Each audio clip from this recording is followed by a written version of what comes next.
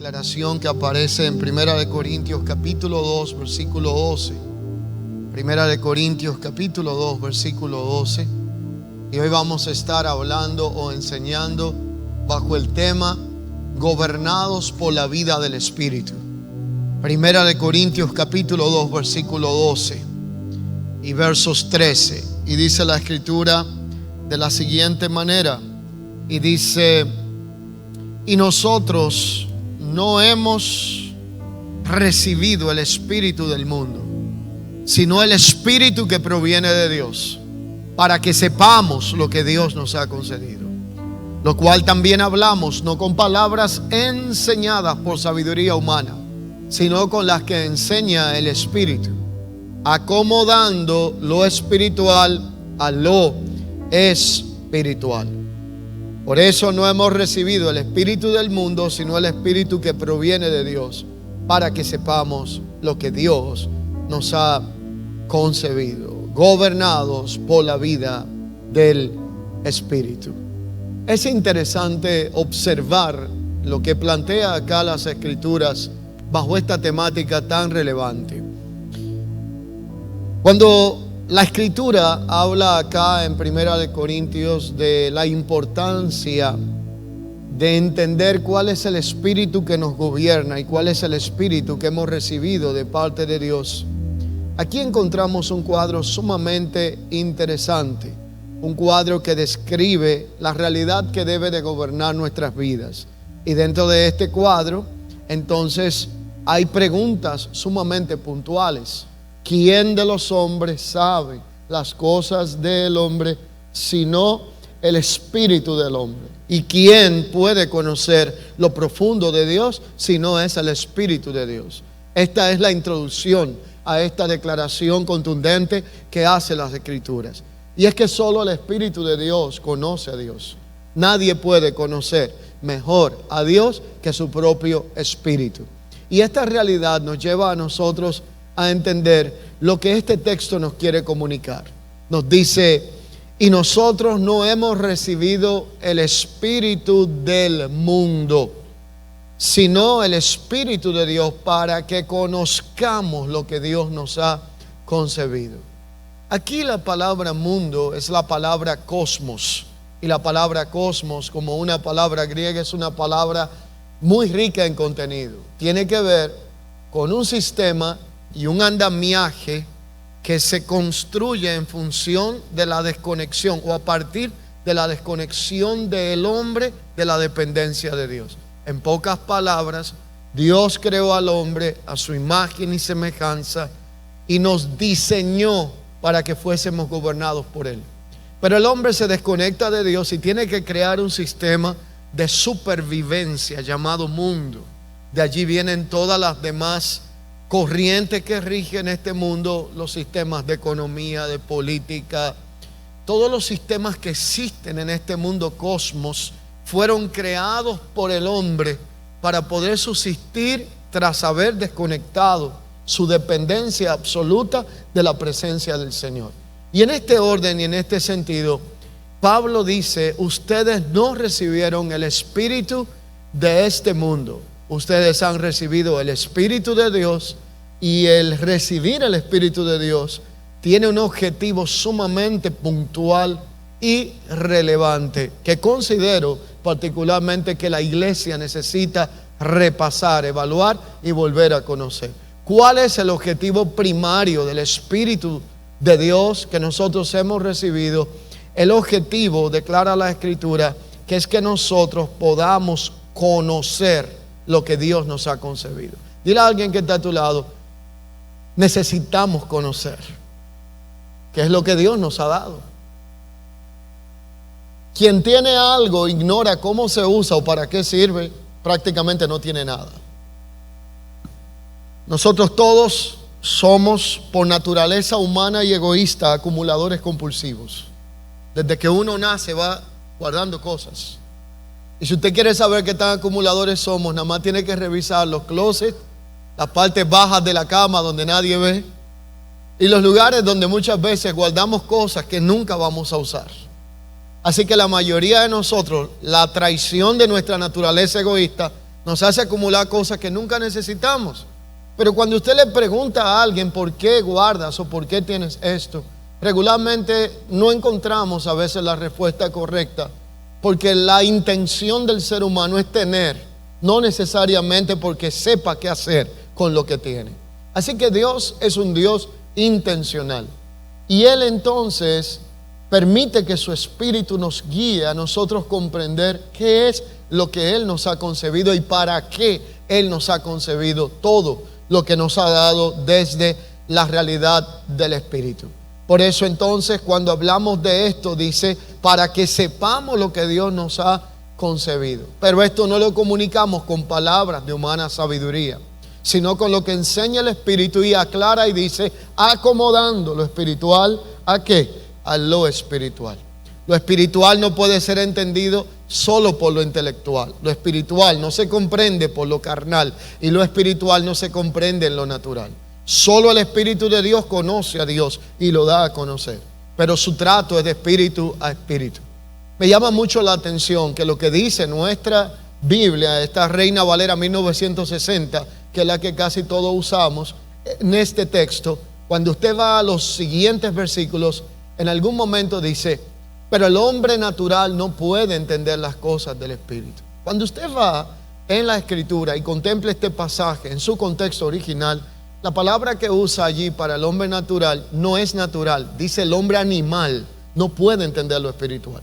¿Y por qué relaciona al hombre natural con el hombre animal? Porque solamente los animales no tienen espíritus.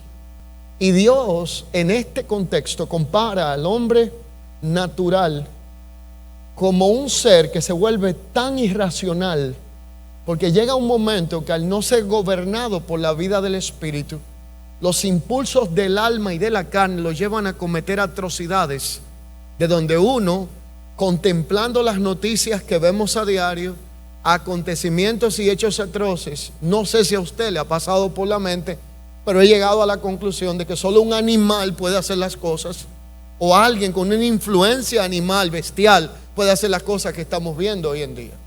El hombre sin Dios es como si fuera un animal arrastrado por impulso. Voy a decir esto con mucho cuidado, y yo sé que vamos a comprender el contexto en que lo estoy aplicando. No estoy diciendo que quien no tiene a Dios tiene una condición canina o algo por el estilo. Estoy diciendo cómo la Escritura plantea los impulsos de quien no tiene a Dios.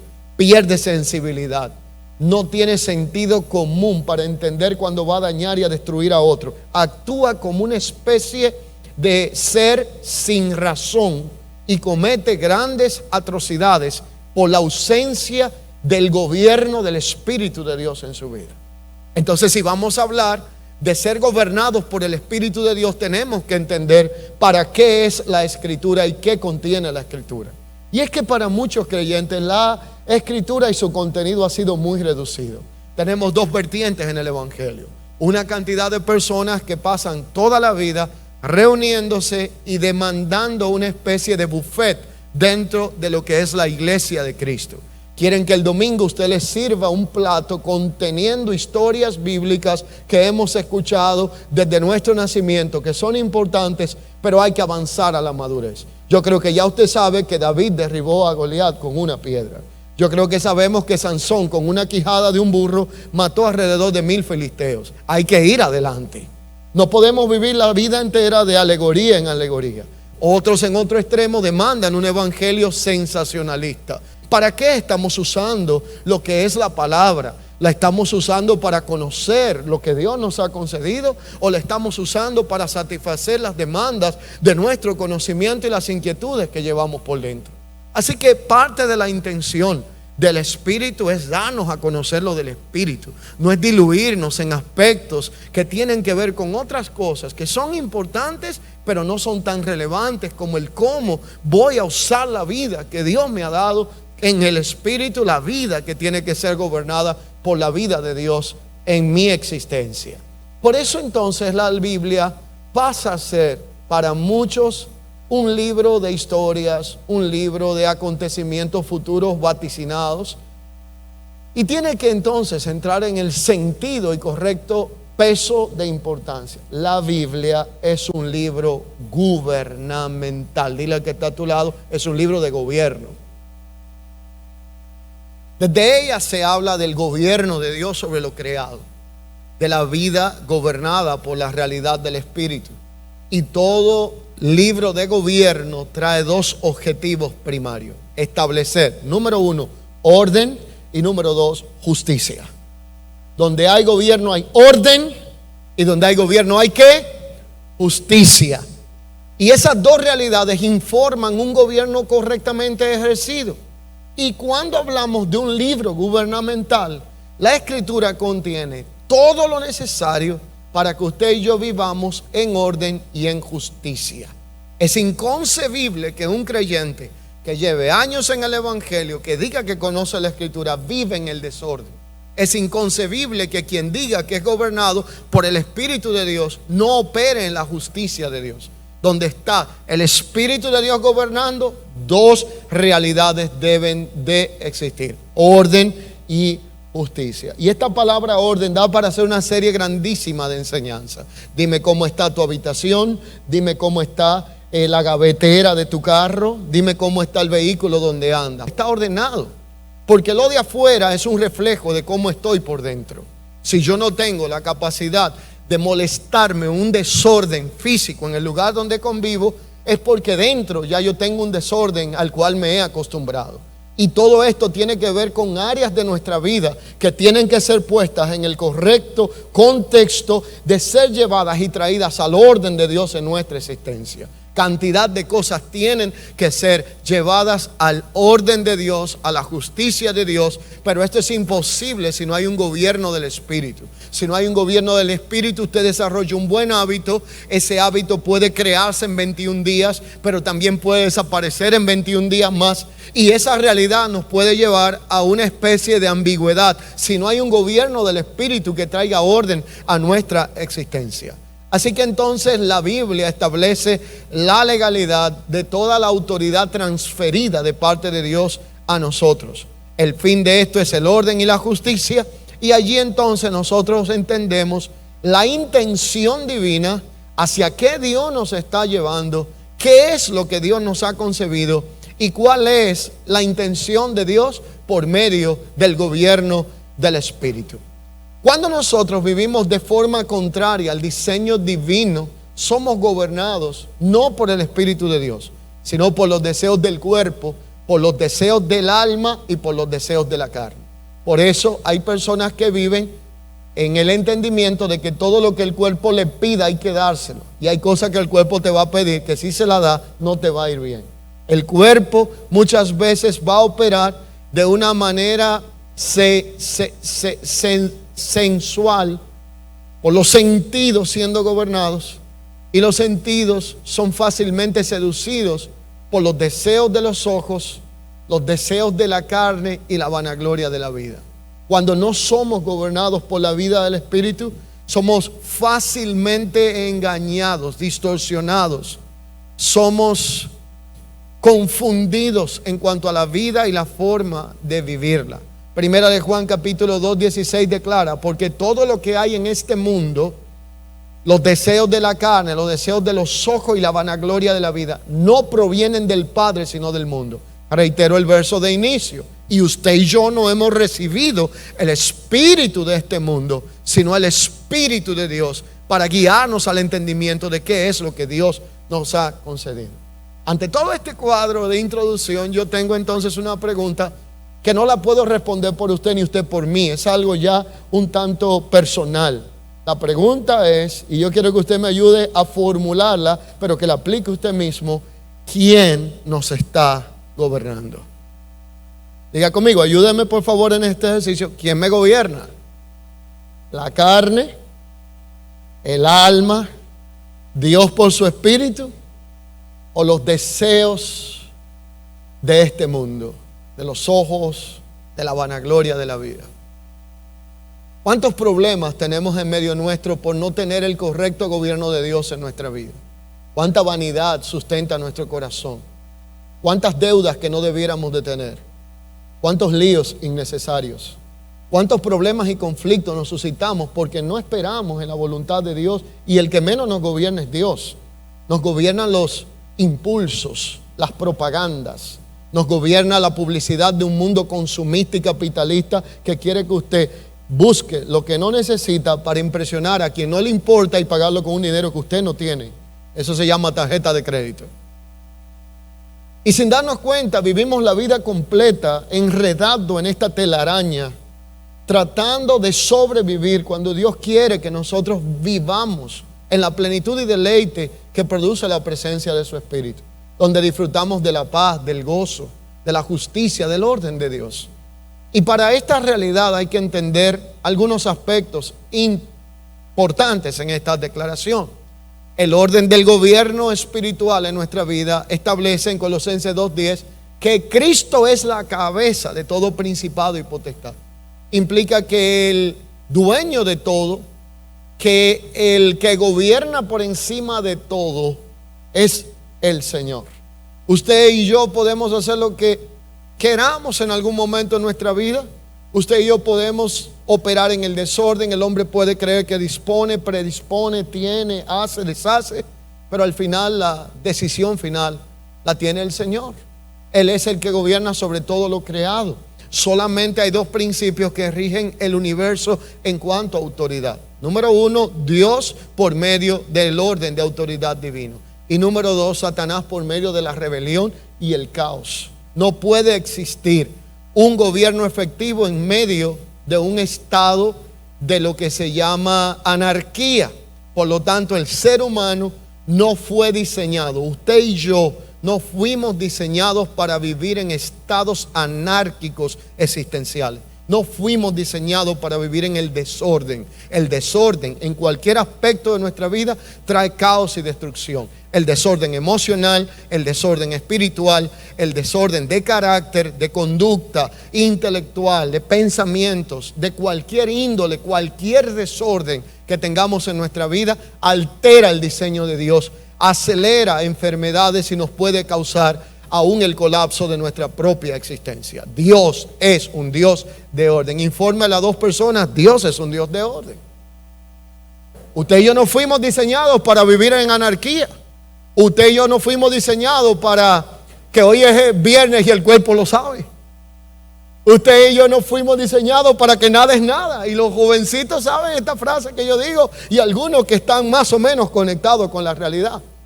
Usted y yo no fuimos diseñados para vivir solamente pensando en el aquí y en el ahora. Hay un después eterno también. Por lo tanto, hablar de esta realidad implica que necesitamos considerar quién es o qué es lo que está gobernando nuestra vida. Y como no fuimos diseñados para vivir en el desorden, usted y yo no fuimos hechos para vivir de manera autónoma, sino bajo el gobierno de Dios y el gobierno espiritual en nuestra vida. Dios nos crea por diseño para que vivamos bajo su gobierno, bajo su autoridad. Sin embargo, el hombre decide rebelarse contra la autoridad divina. Esto afecta la posición de gobierno que nosotros ejercemos. Voy a ponerlo de esta manera. Nadie puede ser efectivo en el ejercicio de autoridad si no tiene ninguna autoridad sobre su vida. Nadie puede operar correctamente a través de los ambientes que debe de gobernar si no es gobernado por ningún otro ambiente. Por eso, cuando viene cualquier situación a nuestra vida, somos tan fácilmente llevados a estados de desesperación, ansiedad y errores. Porque si el gobierno de Dios, el gobierno espiritual de Dios no está sobre nuestra vida, cualquier cosa diminuta nos puede gobernar a nosotros. Hasta una cucaracha debajo de la mesa. ¿Por qué? Porque nos convertimos en reactivos, porque creemos que es el fin de todo cuando hay un problema o una tormenta. Pero cuando Dios gobierna nuestra vida, el gobierno que Él ejerce en nosotros se expresa a través de la autoridad que nos ha delegado y aprendemos a gobernar los ambientes hostiles y las dificultades que vienen. Señores, la vida no siempre va a ser color de rosas. Vienen tiempos duros, difíciles. Habrá momentos de abundancia, hay de escasez. Hay momentos de alegría y de tristeza. Si cada momento que yo vivo va a definir el resto de mi existencia, voy a colapsar de tiempo en tiempo. Porque van a venir tiempos de adversidad. Y yo tengo que aprender a gobernar esos ambientes contrarios al propósito de Dios, pero siendo gobernado primeramente por la vida del Espíritu. Es que no puedo reproducir lo que no he experimentado, no puedo dar lo que no tengo. Si Dios gobierna mi vida por medio de su Espíritu, Él me da la autoridad y la capacidad de gobernar la adversidad y los ambientes, decirle al mar, cállate y enmudece, como en un momento Jesús lo hizo, hablarle a la tormenta para que hubiera bonanza y paz. Y dirá, pastor, váyase al mar y móntese en una lancha y hágalo. Yo no estoy hablando de ese mar. Pero ¿cuántas tormentas se levantan en nuestra vida que nosotros nos rendimos ante ella y carecemos de autoridad para decirle, cállate y enmudece el problema? El problema nos habla tan fuerte que no nos deja escuchar la voz de Dios.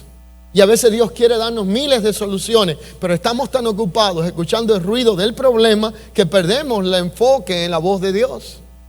Porque hemos dejado que los ambientes nos gobiernen. Cuando yo pregunto intencionalmente quién gobierna tu vida, sí la carne, sí el alma, sí el cuerpo, sí los problemas, sí la adversidad, es porque quien gobierna tu vida captará tu absoluta atención. Pero si es el Espíritu de Dios que gobierna nuestra vida, podremos estar pasando las tormentas más complicadas de nuestra existencia, pero vamos a estar seguros y confiados porque el Espíritu de Dios es que gobierna nuestra existencia y nuestro andar. Así que la realidad es que esto explica una misión y propósito que vino a ejecutar Cristo. Ese era el propósito de la reconciliación. Por eso Jesús predica el reino en 3 tiempos: lo prometido, lo inaugurado o presente y lo futuro. En un momento Jesús dice, el reino se ha acercado a vosotros. En otro momento Él dice, el reino está entre vosotros. Y en un momento determinado encontramos la misma Biblia diciendo, el reino de Dios está en nosotros. Porque el Espíritu de Dios en un momento se movía sobre el hombre. Lo encontramos en todo el Antiguo Testamento. En otro momento el Espíritu de Dios acompaña al hombre en el peregrinaje de Israel por el desierto. Pero el Espíritu de Dios ahora habita dentro de nosotros. No es un reino que gobierna desde afuera a distancia. Es un reino que ha sido establecido dentro de nosotros para gobernar desde adentro hacia afuera. Por eso la santidad no es un tema de qué me pongo o qué me quito. La santidad no es un tema de cómo me forzaron a hacer algo, sino qué es lo que produce una transformación desde adentro hacia afuera en esta nueva naturaleza espiritual. Así que Jesús plantea el reino de Dios en estos 3 tiempos. Aquello que había sido prometido, inaugurado y presente, y aquello que estaba en un contexto futuro. Y eso explica lo que es la reconciliación, este reposicionamiento, donde ahora yo no soy gobernado por el cuerpo, el alma o la carne, ni por los ambientes externos, sino por la vida del Espíritu. Allí es donde yo me someto voluntariamente a la autoridad de Dios, tengo acceso al poder del Espíritu Santo y el señorío de Cristo es establecido donde mi vida. Ahí es donde paso de los pasos básicos de saber que Cristo sana, bautiza, salva y viene pronto, para entender que el que sana, salva, bautiza y viene pronto, quiere gobernarme a mí. Hay cantidad de personas que llevan décadas sabiendo que Cristo sana, bautiza, vuelve y salva, pero no son gobernados por el Espíritu y haciendo un desastre con su existencia. Porque solo tenemos un concepto religioso. Porque solo nos aprendemos una consigna, pero no dejamos que su gobierno sea establecido en nuestra conducta, nuestro carácter, nuestra forma de vida, nuestro accionar. Pero como creyentes en Cristo, usted y yo estamos llamados a ser gobernados por el Espíritu de Dios. ¿Y qué significa ser gobernado por el Espíritu Santo? Para entender esto es necesario definir algunas palabras. 3 de ellas que voy a definir hoy. Número 1 es la palabra gobierno, número 2 la palabra vida y 3 la palabra espíritu. Cuando hablamos de gobierno, según el diccionario ilustrado Holman, se refiere a todo sistema de autoridad, todo lo que se ejerce como gobierno sobre un grupo de personas, nación, y todo lo que tiene que ver con soberanía está ligado a esta palabra de gobierno, administración o control de un territorio en específico o nación. Pero cuando hablamos de vida, según este mismo diccionario, está hablando del estado de existencia de un ser vivo. Ahora bien, quiero hacer un aclarando. Si vida es estado de existencia, hay muchas personas que existen pero no viven desde esta óptica espiritual. Porque la vida biológica es existencia, pero la vida eterna o vida zoe, como lo plantea la Escritura, es la vida que puede ser gobernada por el Espíritu de Dios. Cuando nosotros vivimos la vida de Dios, es importante lo del Espíritu para nosotros. Le damos valor a lo del Espíritu para nosotros. Cuando nosotros solo existimos, lo del Espíritu es un complemento. Si tengo un problema, a ver si salgo de él por medio del Espíritu. Usamos el Espíritu como un recurso para solución de problemas, para intervenciones puntuales en conflictos que tenemos, pero no dependemos del Espíritu de Dios. Pero cuando vivimos la vida espiritual, la guianza del Señor, el gobierno del Señor, el señorío de Él en nuestra vida, es relevante para saber si Él quiere que hagamos, si Él quiere que nos movamos, si es su voluntad en aquello que estamos haciendo. Escúcheme bien hoy. La mayoría, un porcentaje elevado de nuestros problemas y situaciones se resolviera si tan solo consultáramos un poquito más al Señor antes de dar cada paso, antes de tomar cada decisión, antes de envolvernos en cada cosa. Porque Él conoce lo que nos conviene, porque Él sabe lo que es mejor para nosotros. Y Romanos plantea que la voluntad de Dios es buena, agradable y perfecta. Así que el que más gana con la voluntad de Dios es aquel que la practica y la vive. Cuando nosotros hacemos la voluntad de Dios por medio del gobierno del Espíritu, nos irá bien. Pero cuando nosotros solo buscamos los deseos inmediatos de nuestras demandas y exigencias carnales, vamos a vivir la vida en altas y bajas. El tercer punto a describir es el Espíritu. El mismo diccionario ilustrado Holman describe el Espíritu como la parte inmateria del ser humano. Por eso en la Biblia, cuando se habla de la parte espiritual, se refiere a la única capaz de comunicarse con Dios y a través de la cual nosotros podemos ser transformados por Él. Cuando Dios nos transforma por medio del Espíritu, entonces tenemos cambios genuinos. Cuando nuestra transformación es por sustos vividos o por aspectos externos o por una especie de programas de transformación de unos cuantos días, usted va a tener patrones de conducta que no van a desaparecer de la persona, sino que solo se van a ocultar por un tiempo determinado. Por eso hay programas de rehabilitación que funcionan en un tiempo, pero cuando desaparece la imposición de la disciplina, reaparece el patrón de conducta antiguo. Porque no estamos siendo sometidos a una transformación integral, sino a un cambio externo que no garantiza sostenibilidad interna. Entonces hay una diferencia entre vivir según la carne y vivir según el Espíritu.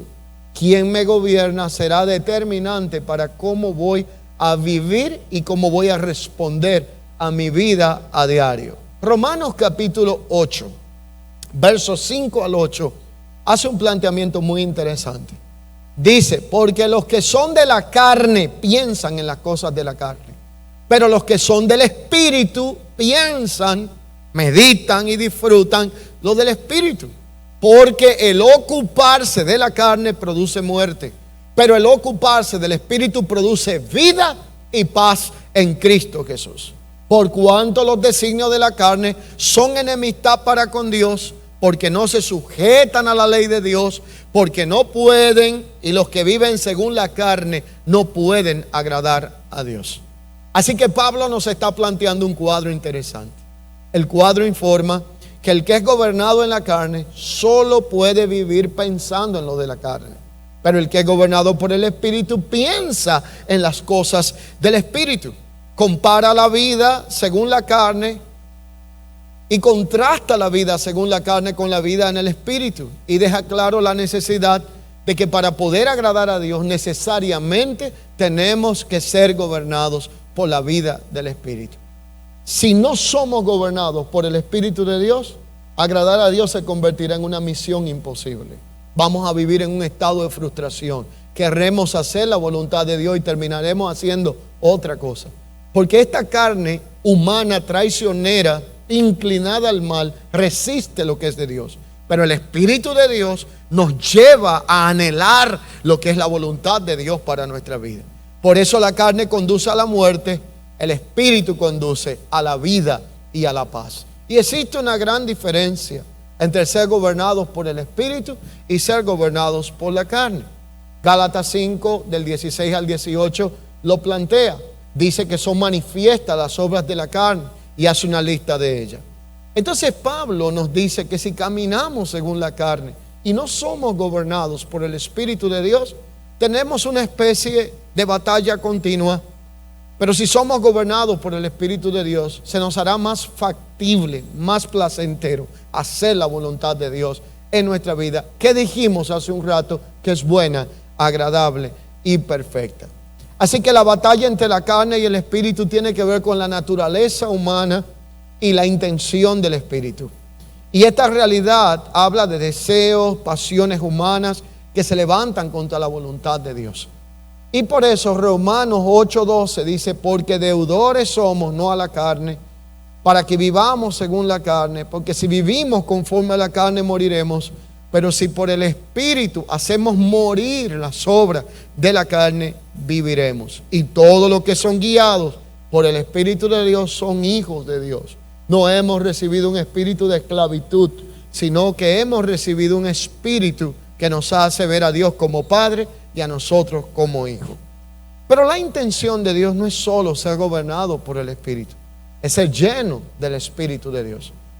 Y Efesios 5, del 18 al 20 dice lo siguiente: no os embriaguéis con vino, en lo cual hay disolución, sino antes bien sed llenos del Espíritu de Dios, hablando entre vosotros, mire cómo, con salmos, cánticos, himnos espirituales, alabando a Dios en vuestros corazones y dando gracias por todo siempre a Dios el Padre, en el nombre de nuestro Señor y Salvador Jesucristo.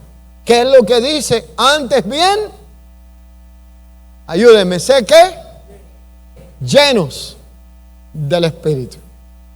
Vamos a ayudarnos en un método didáctico. Dile a alguien: tenemos que ser llenos. Ya dijimos que el Espíritu de Dios en el tiempo presente habita en nosotros. Por eso yo soy la morada del Espíritu. Por eso no cantamos un domingo Espíritu ven, porque estaríamos haciendo una redundancia, porque Él habita en nosotros. Él quiere habitar en nosotros. Ya Él habita en nosotros. Pero ¿qué tanto de Él gobierna nuestra vida? ¿Él habita en la habitación más pequeñita o tiene el lugar de gobierno? ¿Él habita solo en un rincón de huésped o Él es el dueño de la casa? Entonces la habitación de Él y entender que le pertenecemos a Él y que somos templo del Espíritu demanda entender qué lugar es el que Él ocupa en nuestra vida. Y dentro de este sentido, aquí el ser lleno es algo muy interesante. Y hablaremos de algo práctico que no voy a tomar mucho tiempo, pero que es respuesta a mucha práctica que hacemos en nuestro medio. Hay quienes amanecen matando demonios la noche entera y despiertan cada 2 minutos a reprender un espíritu que le cruza por la habitación. Son gente sumamente enfocadas en prácticas. Pero me dicen: más no logro gobernar mi conducta. Cuando hablo hiero hasta el aire. Mis emociones no están en orden, mis sentimientos no están en orden. Entonces, ¿por qué? Si yo oro tanto, no puedo ver un resultado en la voluntad de Dios en mi vida. ¿Por qué si ayuno tanto? ¿Por qué si sirvo tanto en las funciones del ministerio y ayudo a los demás?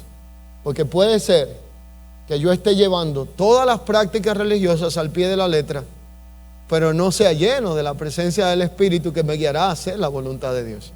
Y si lo que me llena mi vida no es tanto el Espíritu, sino la carne, yo puedo ser un religioso lleno de carnalidad, que practico fielmente todo lo que se me dice en el libro de gobierno, pero no voy a ver el resultado correcto, porque lo que ejecuta la voluntad de Dios y lo que me inclina a la voluntad de Dios está con el tanque vacío. Y un carro puede ser del año, puede ser el último modelo, tener los caballos más fuertes de fuerza, pero si no tiene electricidad o gasolina, no va para ningún lado. Entonces usted y yo necesitamos hacer todo lo que demanda la vida de fe para crecer. Pero si no tenemos la llenura del Espíritu de Dios, somos como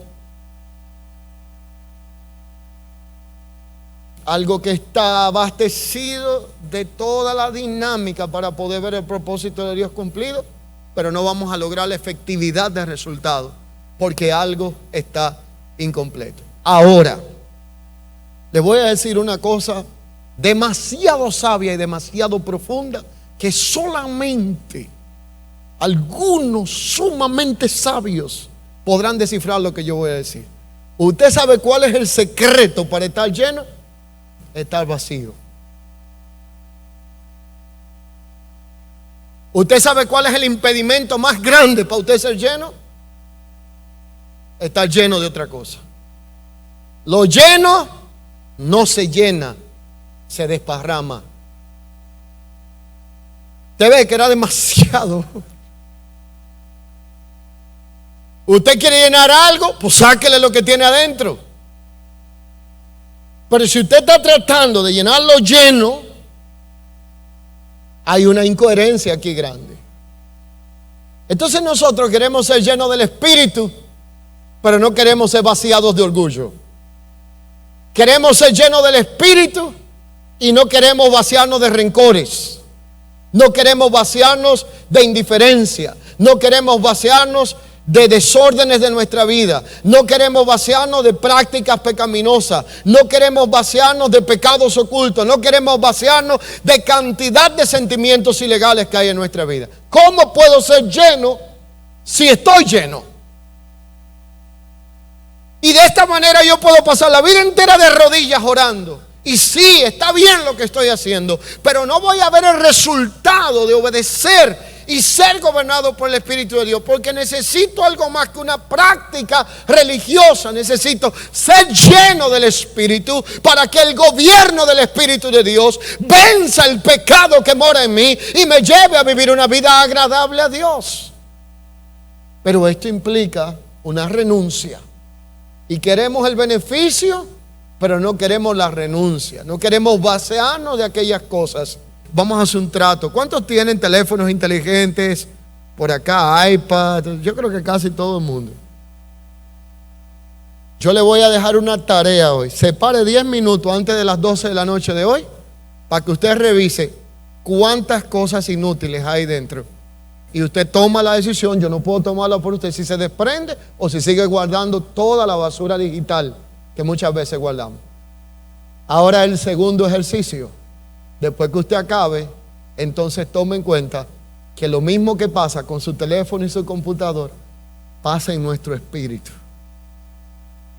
¿Cuántos de nosotros tenemos archivos abiertos de cuando usted tenía 15 años y lo ofendieron? De cuando fulano le dijo una cosa que no le gustó, de cuando el tío le hirió, de cuando vino el problema ya en la escuela, cuando le hicieron bullying, de cuando me pasó tal cuestión en la adolescencia.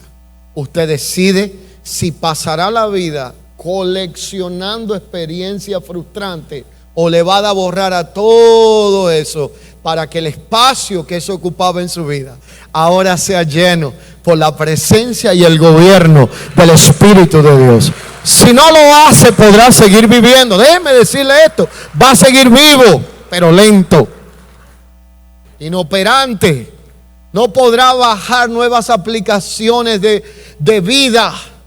No podrá cambiar hábitos, porque la acumulación de sentimientos ilegales, de experiencias infructíferas, de complejos innecesarios y de asuntos muertos en la vida se convierten en el primer obstáculo para usted poder disfrutar de todo lo que el Espíritu de Dios quiere hacer con usted. Hoy es el día de apretar el botón de borrar, y yo no sé a cuánto hay que resetearlos aquí, pero yo estoy seguro que cantidad de cosas Dios quiere que nos desprendamos de ellas para que podamos ser gobernados por la vida del Espíritu.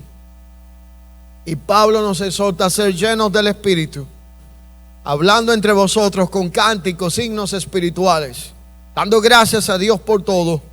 Y aquí el Espíritu Santo de Dios que habita en nosotros nos dará poder para resistir toda tentación todo deseo de la carne y para poder vencer el pecado. Solo el Espíritu de Dios. El pecado no se vence con conocimiento intelectual. El pecado no se vence por los años que usted tenga en el Evangelio. El pecado no se vence por el conocimiento que usted tenga teológico. El pecado solo se vence por medio de la vida del Espíritu. El poder del Espíritu es que hace efectivo que usted y yo podamos vencer el pecado y vivir una vida de santidad para Dios.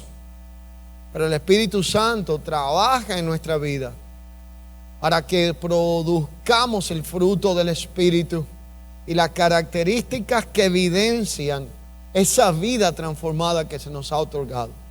Por eso Gálatas 5:16 en adelante plantea lo siguiente: esas evidencias son amor, gozo, paz, paciencia, benignidad, bondad, fe, mansedumbre, templanza.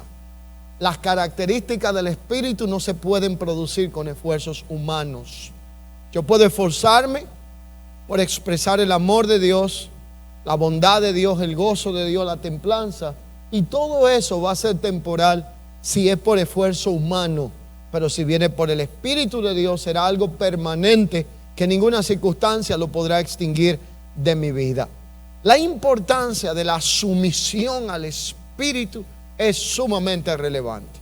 Caminar en el Espíritu para poder experimentar esa obra del Espíritu en nuestra vida es necesario, pero esto no se logra si no aprendemos a someter nuestra vida al Señor. ¿Y qué dice Santiago 5:7 de esto? Y dice: someteos pues a Dios, resistid al diablo y huirá de vosotros.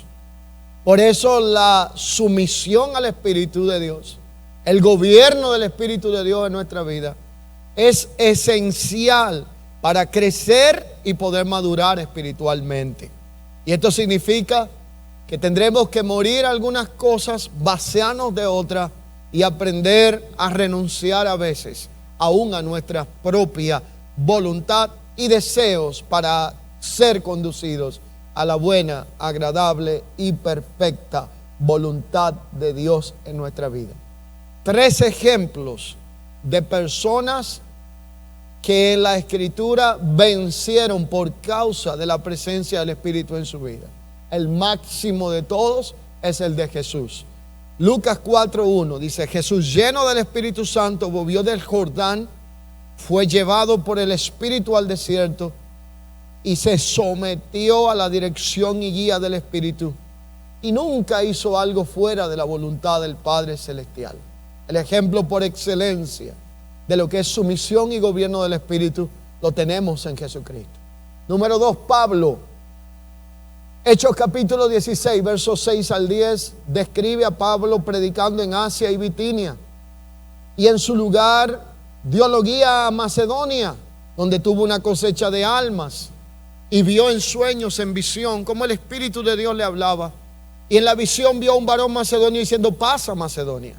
Pablo dependió del Espíritu de Dios hasta para predicar el Evangelio. Su vida fue impactante, su ministerio todavía hablamos de él, porque la dependencia del Espíritu de Dios lo guió en su accionar. Y el último ejemplo es el de Pedro. En un momento es guiado para ir a la casa de un gentil, en un momento donde la ley judía prohibía que judíos y gentiles pudieran tener ciertos contactos.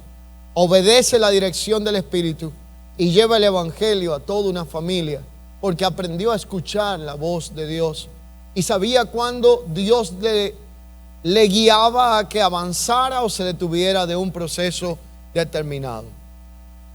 Así que para nosotros no es opcional ser gobernados por el Espíritu.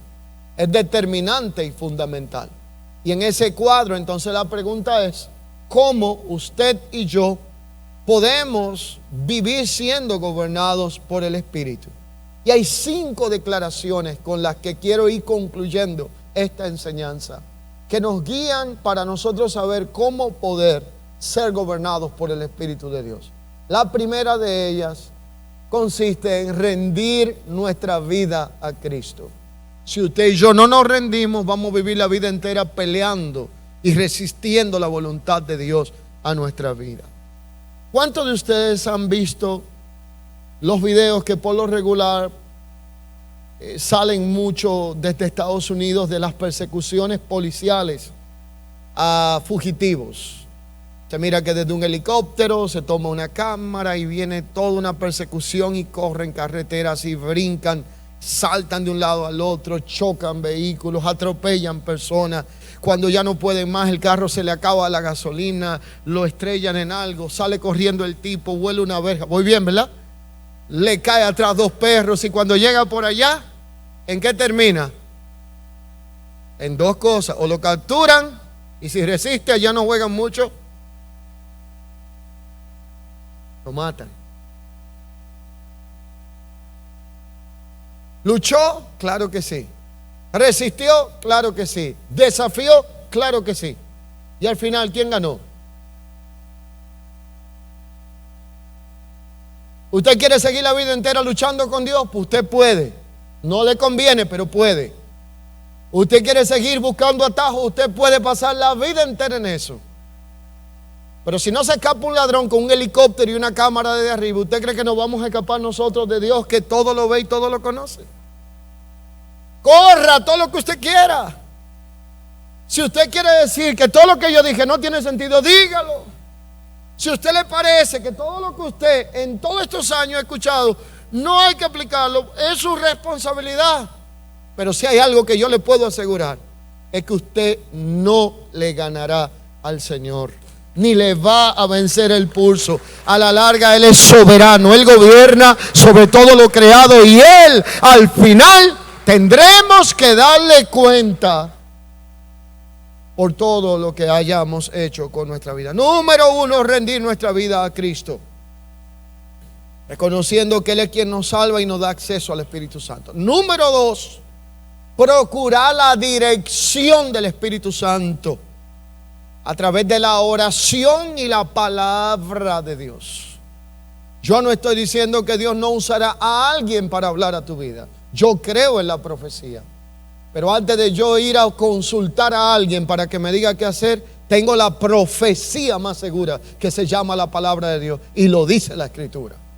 Hay gente que anda de sitio en sitio detrás de un profeta. Para mí, son personas que merecen un premio de analfabetos espirituales. Porque si usted tiene que andar detrás de un hombre para que le diga la voluntad de Dios y no va a la fuente de donde ese hombre se nutre, usted está buscando prótesis y no depender de la sustancia que lleve de sustentar lo que es el gobierno del Espíritu en nuestra vida. Procurar la dirección del Espíritu Santo. Tercero, obedecer la dirección del Espíritu. Porque de nada me vale conocer lo que Dios quiere si no estoy dispuesto a hacer lo que Dios me dice. Entonces hay que obedecer la dirección del Espíritu. 4, renunciar a nuestra propia voluntad para abrazar la voluntad de Dios. Porque la nuestra muchas veces es egoísta y la de Dios es buena, agradable y perfecta. Y 5, aprender a vivir en obediencia a la palabra de Dios. Y vivir conforme a la palabra de Dios implica permitir que el Espíritu Santo transforme nuestra vida, ceder el terreno de nuestra voluntad y estar dispuesto a hacer lo que dice su palabra. El Salmo 119 declara: porque lámpara es a mis pies su palabra y lumbrera a mi caminar.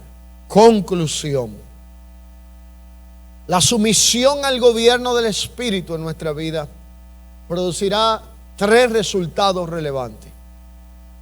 Una vida de fe auténtica, fructífera y cargada de madurez espiritual.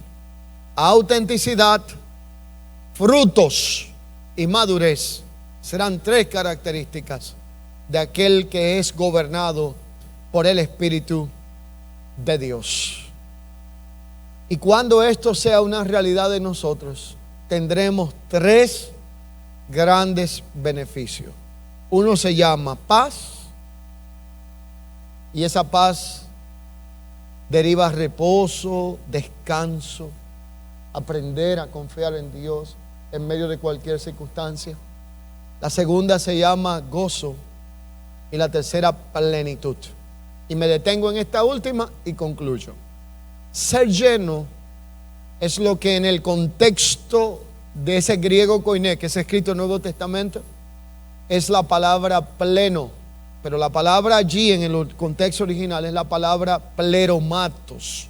Y la palabra pleromatos era una palabra prestada de ese idioma griego que no era aplicada solamente a lo espiritual.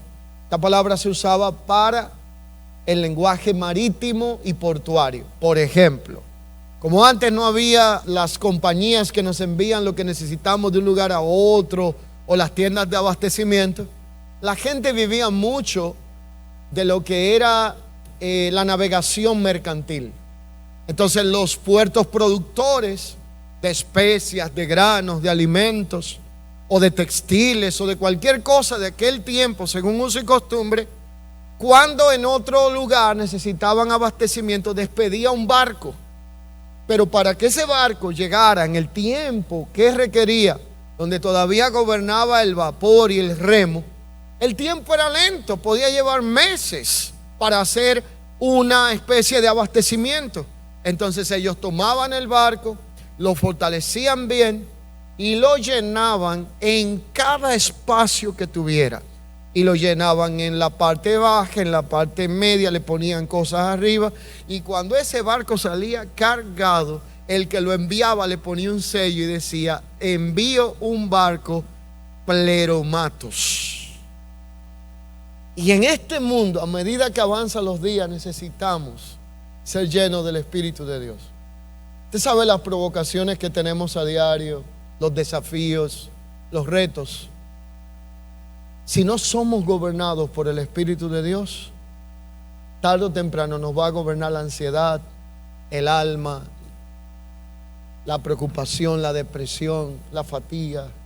Necesitamos el gobierno del Espíritu de Dios en nuestra vida para poder disfrutar de esa paz, de ese gozo y de esa plenitud que traen fruto, que traen crecimiento y por sobre todo nos hacen vivir una vida auténtica y madura en la presencia del Señor. Concluyo en el lugar donde comencé. 1 Corintios 2:12. Y nosotros no hemos recibido el espíritu de este mundo, sino el espíritu que proviene de Dios, para que sepamos lo que Dios nos ha concebido. Y esto no lo hablamos con palabras habladas y enseñadas con sabiduría humana, sino con la que enseña el Espíritu, acomodando lo espiritual a lo espiritual.